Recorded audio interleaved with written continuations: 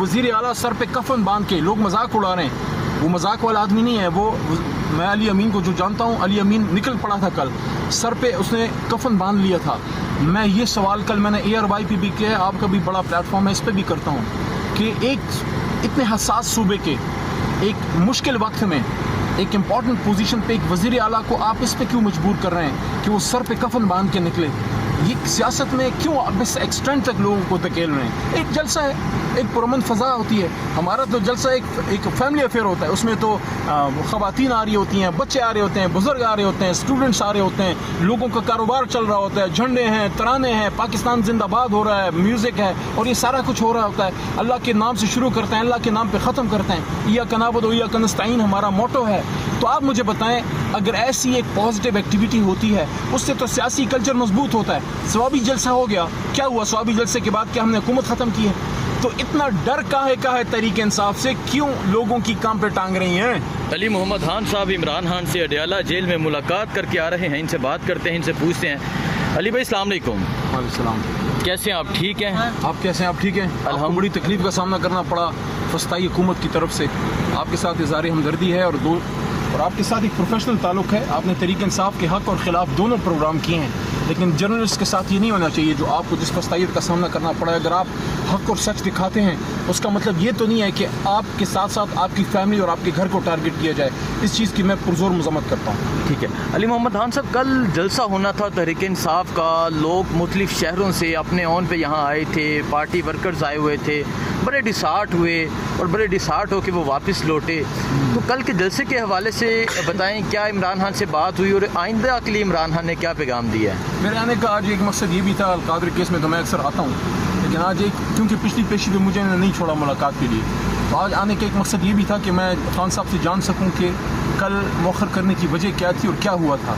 तो जो एक चीज़ मैं समझ पाया हूँ खान साहब से, आज और भी इशूज़ पे गुफ्तगू हुई है तफसीली, वो ये थी कि कल खान साहब नहीं चाह रहे थे कि कोई तसादुम हो, क्योंकि उनको अपना कारकुन अपने बच्चों से ज़्यादा अजीज़ है। हम सब तो जलसे की तैयारी में थे और बहुत से लोग कल हैरान हुए जब ये ऐलान हुआ, लेकिन खान साहब की जो इतलात थी, जो चीज़ें उनके साथ लीडरशिप ने कल डिस्कस की हैं, तो उसकी वजह से खान साहब ने भारी दिल के साथ, क्योंकि मैंने महसूस किया है कि उन्होंने भारी दिल के साथ ये फैसला किया है, क्योंकि पूरा मुल्क निकला था और उनको इसका अफसोस था कि पूरा मुल्क जलसे के लिए निकला है, एक पुरअमन जलसे के लिए, लेकिन मुल्क की खातिर, क्योंकि उलमाए कराम भी चौंके निकले हुए थे, मजहबी जमातें निकली हुई थी ख़त्म नबूवत वाले इशू पे, तो उसमें हमारा बराबर का हिस्सा है, क्योंकि हम ही वो लोग हैं जिन्होंने कौमी असम्बली में इस इशू को उठाया था।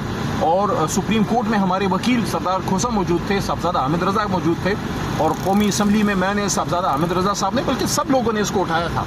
तो एक तो उनके साथ इज़हारी यकजहती के लिए कि खान साहब ने ये बात भी आज की अंदर कोई इसी तरह की कोई बात थी, उन्होंने कहा कि ख़त्म नबूवत का इशू हमारे लिए इसलिए इतना ज़्यादा अहम है कि हमने तो अमेरिका जाके यूनाइटेड नेशंस में खान साहब ने इस चीज़ को उठाया था, खान साहब ने कहा। तो एक तो ये रीज़न थी, और दूसरा कि चूँकि आखिरी वक्त में उन्होंने NOC कैंसिल की, तो तसादम से बचने के लिए कि खुदा न खास्ता फिर कोई और 9 महीना थोप दे, लेकिन 8 सितंबर पे खान साहब ने क्लियर कहा है कि 8 सितंबर पे कोई पसो पेश नहीं होगी, इस पे इंशाल्लाह हम जलसा करेंगे। अच्छा मुझे ये बता दें, खान साहब को ये बताया किसने, क्या कोई स्पेशल पैगाम खान साहब के पास गया कि ये हो सकता है रात टाइम, क्योंकि सुबह टाइम तो 7 बजे तो मैं भी यहाँ अडयाला, तो 7 बजे कभी कोई मुलाकात नहीं हुई, तो किस तरह की स्पेशल मतलब आम हालात में इस तरह नहीं होता, क्योंकि मैं तो यहाँ बहुत दफ़ा आया हूँ, 8-8 घंटे भी इंतज़ार किया है, बल्कि एक दफ़ा ऐसे हुआ 8 घंटे इंतज़ार करके बग़ैर मुलाकात के चला गया, फिर 5 घंटे बग़ैर मुलाकात, पिछले हफ्ते 2 घंटे खड़ा रहा, फिर उन्हें नहीं मिलने दिया। आज शुक्र है मुलाकात हो गई। तो ये मेरे ख़्याल में चूँकि हालात ऐसे थे, तो इंतज़ामिया ने सपोर्ट किया होगा, कोऑपरेशन की होगी। आज़म सवाती साहब आए थे, बैरिस्टर गौहर साहब आए हुए थे, तो अच्छा है कि अगर एक अच्छे काम के लिए की कोऑपरेशन हुई है, क्योंकि इमरान खान साहब अगर सियासतदान होता तो कल का जलसा कभी कैंसिल ना करता।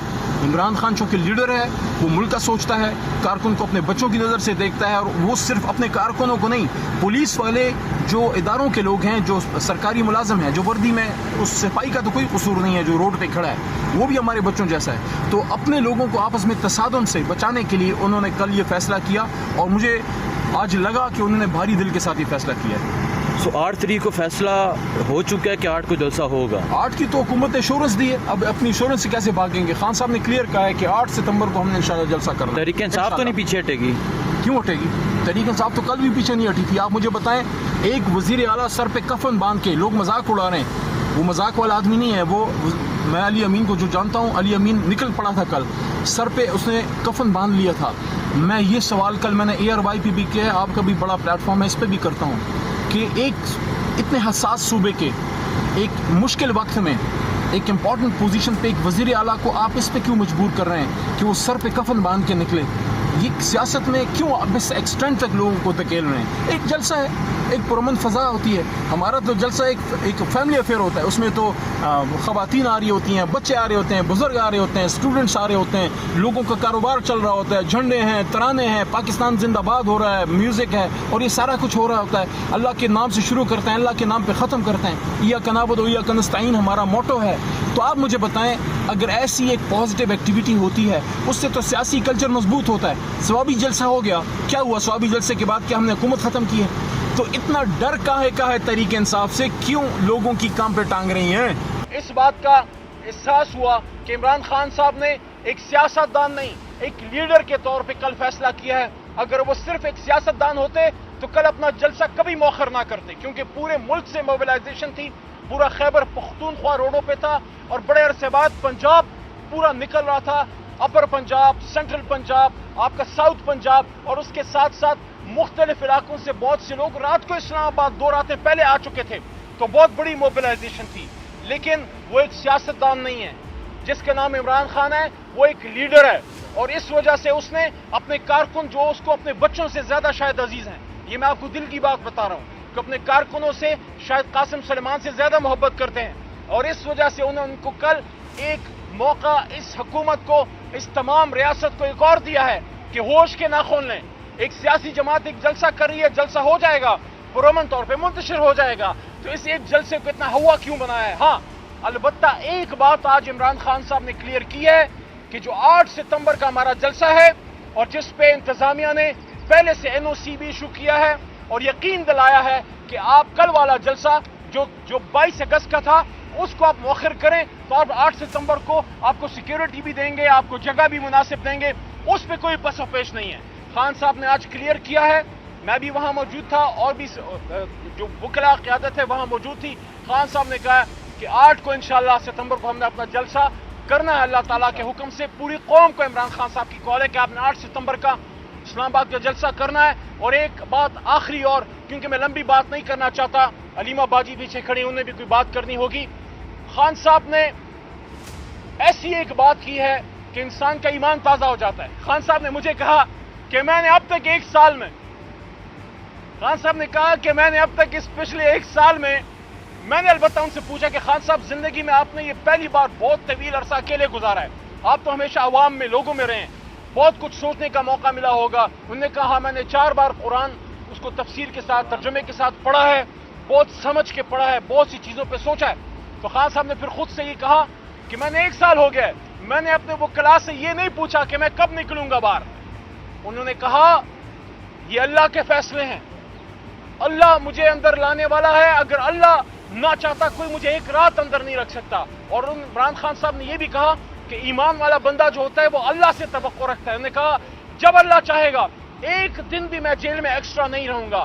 اور اس وجہ سے انہوں نے یہ کہا کہ اللہ یہ ہے جو آپ کو عزت دیتا ہے، اللہ یہ ہے جو آپ کو روزگار دیتا ہے، آپ کو روزی دیتا ہے، آپ کو پیسہ دیتا ہے، آپ کو شہرت دیتا ہے. تو عمران خان صاحب نے اس کا اظہار کیا ہے کہ انشاءاللہ اچھے دن آئیں گے، عمران خان صاحب باہر آئیں گے، ریلیز ہوں گے. لیکن کل انہوں نے بڑے دل کا مظاہرہ کیا ہے اور ان سب لوگوں کو میسج دیا ہے کہ انتشاری ہم نہیں ہیں، انتشاری کوئی اور ہے. ہم نے کل پھر اس ملک کو ایک دوسرے 9 مئی سے عمران خان صاحب نے بچایا ہے.